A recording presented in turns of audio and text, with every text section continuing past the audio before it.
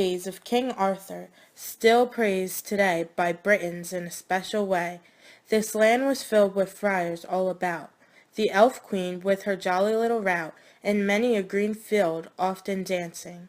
But now the prayers and the desires of limiters and holy friars who wandered all of the land, fairies were no longer there. Now women may go around safely. It happened the night King Arthur had a bachelor in his home. A young woman was walking when the knight, despite all she said and all she did, robbed her of her maidenhood. Because of this, there was a demand of justice to the king. The knight was all but numbered with the dead by course of all law. Then the queen, and some other ladies too, prayed for so long that the king might grant him grace. The king spared him, and left him for the queen to do her will. The decision was hers, whether he would live or be killed. For you, things stand in such a way that you cannot be sure if you will live or not. I will grant you life if you can tell me what it is that women most desire. But beware, there is an iron axe at your neckbone spares. If you cannot tell me what women desire most right now, I will grant you leave. 12 months and a day. You may go and seek your answers. First, I want your word that you will return with your answer or without, to deal with the consequences I see fit. You do. I swear it. Filled with woe, the knight took his leave and set out for answers.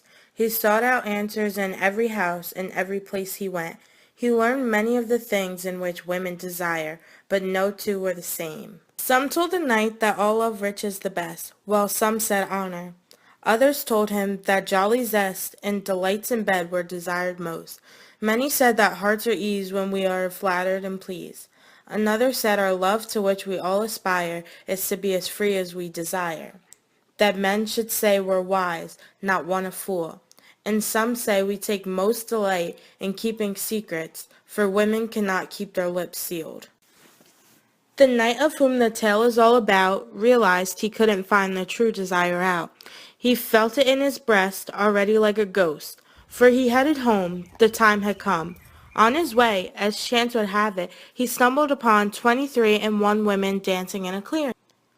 The dancers disappeared when the knight got closer. He didn't see but one creature bearing life, and she was the ugliest creature he ever did see. What are you seeking? It might be to your advantage to tell me what it is you need old folks like me to know many things and very well.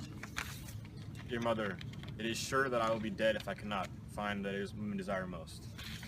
Give me your word that the next thing I request you will do for me, if it is something within your power. Here is my oath, I guarantee. What women desire most is sovereignty over their husbands. They desire to have mastery, to be above. He is worthy of life.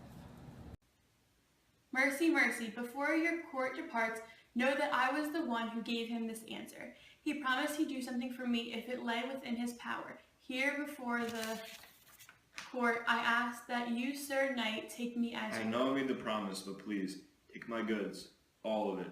Let my body go. No, damn us both then. I may be poor, elderly, and ugly, but I give all of the metal and the ore that lies beneath the earth and above, if only I could be your wife and love. My love? No, rather my damnation. Great was the woe the knight had in his head when his new elderly wife had been brought back to bed. He tossed and he turned to and fro. His old wife lay there, smiling at him though. Dear husband, does every knight act towards his wife this way? I am your own true love, and I am your wife, and I'm the one who saved your life. And I have never done you wrong. Why do you treat me like this on our first night? For God, tell me, and I'll amend it if I may. Amend it? You are so old and loathsome and descended from such a lowly kind. No wonder I toss and turn. This is the cause of your distress? For poverty you scold, for being old you fussed at me. If I'm as old and ugly as you said, you needn't have a dread. I shall fulfill your worldly appetite.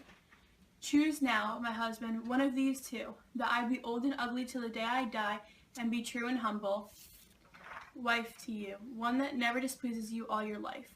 Or if you'd rather have me young and fair, and take your chance on those who will be in your house now and then because of me. Choose for yourself now.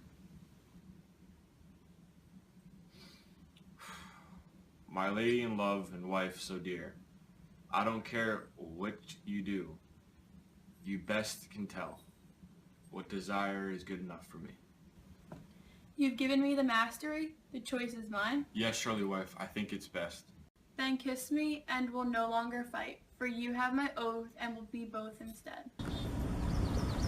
The old woman began to morph into something new.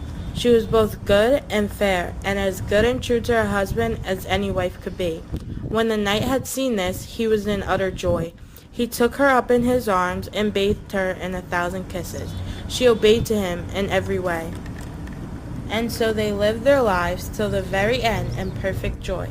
And may Christ Jesus send us husbands, meek and young and fresh abed, and then the grace to outlive those that we wed. I also pray that Jesus shorten the lives of those who won't be governed by their wives.